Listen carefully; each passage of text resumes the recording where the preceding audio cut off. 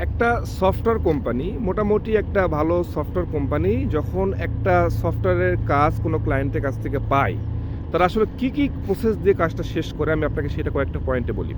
প্রথমেই যখন একটা সফটওয়্যার কোম্পানি একটা সফটওয়্যারের কাজ পায়, তখন তারা চেষ্টা করে এটা রিকোয়ারমেন্টটা গ্যাদার করার জন্য, যে রিকোয়ারমেন্টটা কী আসলে, সেটার জন্য তারা একটা এসআরএস রেডি করে, যে কী বিজনেস আছে, কী ফিচার থাকবে, একদম ন্যারো ডাউন করে ওগুলো ভাঙে আর কি।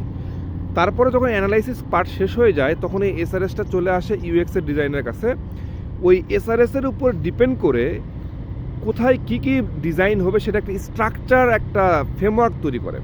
মানে একটা সফটওয়্যারেরই একটা ডুপ্লিকেট একটা ভার্সন তৈরি করে। সফটওয়্যার তো ফাংশনাল, ক্লিক করলে কাজ করে বা যোগ বিয়োগ হয়, তাই না? কিন্তু এইটা হচ্ছে ওই রকম না, কিন্তু দেখতে সফটওয়্যারের মতনই। তো ওই এসআরএসের উপর ডিপেন্ড করে এই হচ্ছে এই এই এই এই হচ্ছে প্রোটোটাইপটা ডিজাইনটা হয়। এই প্রোটোটাইপটা তখন আমরা ক্লায়েন্টকে সাবমিট করি যে দেখেন আপনার ডিজাইনটা এইরকম ঘটনা ঘটবে। তো যখন ওই ডিজাইনটা কোনোভাবে ক্লায়েন্ট পাস করে, তখন এই ডিজাইনটা চলে আসে হচ্ছে আমাদের প্রোগ্রামিংয়ের সেক্টরে, এই ডিপার্টমেন্টে। এই ডিপার্টমেন্ট তখন ওই ডুপ্লিকেট সফটওয়্যারের ডিজাইনটাকে, প্রোটোটাইপটাকে কপি করে আমরা আবার নতুন করে প্রোগ্রামিংয়ের সফটওয়্যারটা ডেভেলপ করি। দেন সেটা টেস্টিংয়ে যায়। টেস্টিং হওয়ার পরই ক্লায়েন্টকে বোঝানো শুরু হয় যে এই যে আপনার সফটওয়্যারটা নেন।